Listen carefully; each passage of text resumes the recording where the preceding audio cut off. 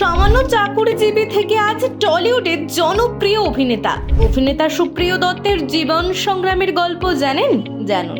এই মুহূর্তে টলিউড ইন্ডাস্ট্রির অন্যতম একজন জনপ্রিয় অভিনেতা হলেন সুপ্রিয় দত্ত। নাটক এবং থিয়েটারের মঞ্চ থেকে উঠে এলেও আজ টলিউডে নিজের নাম প্রতিষ্ঠা করতে সক্ষম হয়েছেন তিনি। মূলত খলনায়ক এবং কমেডির চরিত্রে একাধিক সিনেমায় দেখতে পাওয়া গিয়েছে তাকে। প্রসঙ্গত, অভিনেতা এক সাক্ষাৎকারে জানিয়েছেন অত্যন্ত নিম্ন মধ্যবিত্ত পরিবার থেকে উঠে এসেছেন তিনি। তবে মেধাবী হওয়ার কারণে পরিবারের তরফ থেকে বরাবরই তাকে পড়াশোনা করার কথা বলা হতো। তবে তিনি জানিয়েছেন পড়াশোনার পাশাপাশি অভিনয়েও বরাবর আগ্রহ ছিল তার।